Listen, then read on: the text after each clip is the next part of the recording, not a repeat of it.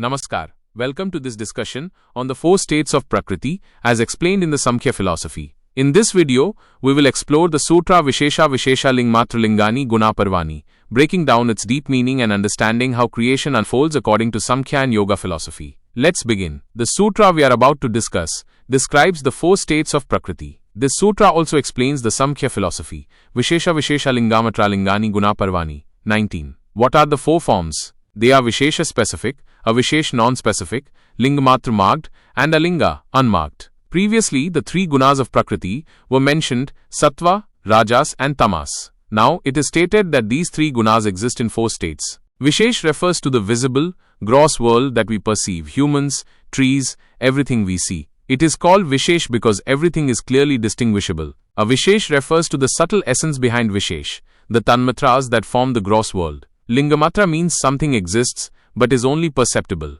This is Mahat or Buddhi. In the collective sense it is called Mahat, while in the individual sense it is called Buddhi. They are the same. Alinga is Prakriti. Linga means a mark or sign, something that indicates the existence of something. Why is it called Lingamatram? Mahat is the first manifestation, so it is Lingamatram. Prakriti, however, remains invisible and unrecognizable as long as it exists, hence it is called Alinga without any mark or sign. These sutras are so difficult that their true meaning can only be understood through the guidance of a guru or a qualified acharya. So, the gross world is called Vishesh, Tanmatras are Avishesh, Mahat is Lingamatram, and Prakriti is Alinga. Ahamkara, ego, is not separately mentioned because it is considered a part of Buddhi or Mahat. Now let's examine how creation unfolds. First comes Prakriti. Then, Mahat emerges. When the sense of I am arises, it is called Ahamkara. After Mahat comes Ahamkara. From Ahamkara arise the Tanmatras, which give birth to the 11 Indriyas. From these Tanmatras, the gross world is formed. If we remove humans and consider only creation,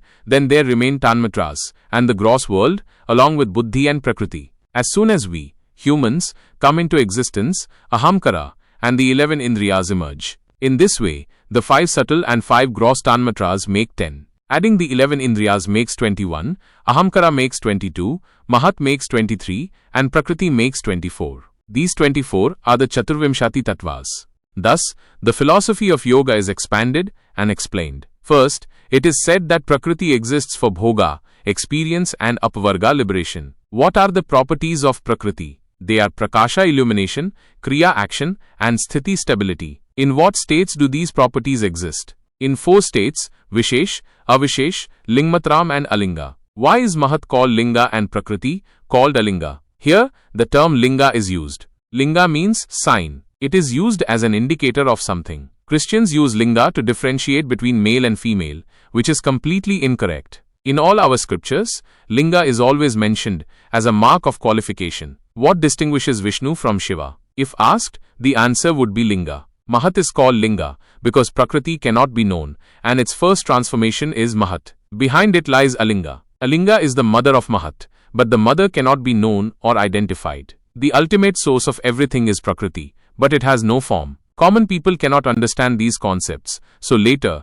philosophers personified Prakriti as Sita Maya, Kali Maya, Durga Maya. But according to Samkhya philosophy, Prakriti has no form, it is called Alinga. For practical understanding, people say Brahman and Prakriti, or Purusha and Prakriti, or Atman and Prakriti are one. But there is a fundamental difference regarding Chaitanya, consciousness. Purusha or Atman is Chaitanya, and Prakriti is Jada, inert. What happens in practical reality? When Purusha interacts with Prakriti, Prakriti absorbs the light of Purusha's consciousness. Prakriti has no light of its own. The light that Prakriti has is borrowed from Purusha, just like the moon borrows light from the sun. Before Galileo, people believed that the moon was a self-luminous star, but today no one believes that. Prakriti has no intelligence of its own. It appears intelligent because it reflects Purusha's light. Prakriti has no form. It only possesses 3 gunas, Sattva, Rajas, and Tamas. These gunas are not physical particles that can be grasped. Prakriti's first expression is Mahat, which is why Mahat is called Linga, and Prakriti is called Alinga.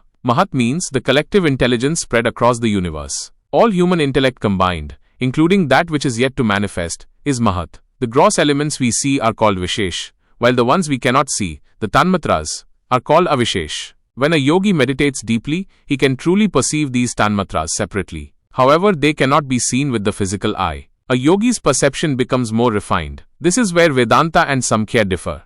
According to Samkhya, both the material cause and the instrumental cause of creation are Prakriti. The material cause is the substance from which creation happens, while the instrumental cause is the creator. For example, in making a clay pot, clay is the material cause and the potter is the instrumental cause. According to Samkhya, creation always emerges from Prakriti. Environmental scientists talk about global warming, warning that if pollution continues, the world will be in grave danger. The debate about the source of creation has been an ancient one. Brahma Sutra states, Janmadhyasya Yata, creation originates from that which is its source. Where does creation come from? Samkhyas and yogis say it comes from Prakriti. But Prakriti is entirely inert. If creation emerges from inert Prakriti, then what environmental scientists say about global warming is absolutely correct.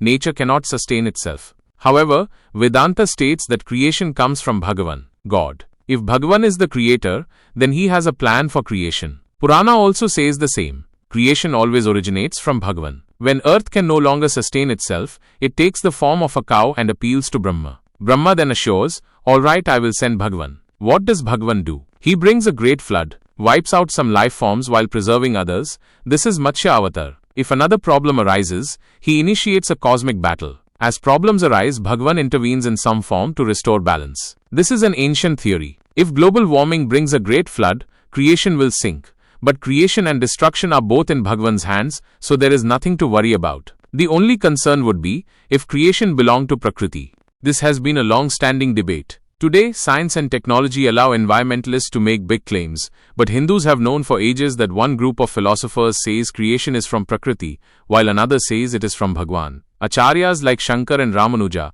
have proved that Samkhya's view on creation is completely flawed. Inert matter cannot create life. However, Samkhyas also have strong arguments, so their debate continues. But since we are studying yoga, we will not delve into that debate. Vedantins argue that if creation is truly Bhagwan's, then what can we do? If Bhagavan wishes to destroy, who has the power to stop him? For Bhagavan, everything is equal. The core idea of Samkhya is that both the material and instrumental causes of creation are Prakriti. Moreover, Samkhya holds that there are countless Purushas. Some people foolishly ask, if you believe in rebirth, why is the population increasing? The answer is that Purushas are infinite, so creation is also infinite. Even if every soul attained liberation, creation would never stop. If the universe is destroyed, another creation will arise elsewhere. This was an in-depth explanation of the four states of Prakriti and how Samkhya philosophy interprets creation. We also touched upon the debate between Samkhya and Vedanta, exploring their differing views on the origin of the universe. If you found this discussion insightful, don't forget to like, share and subscribe for more such philosophical discussions. See you in the next video. Dhanyavad.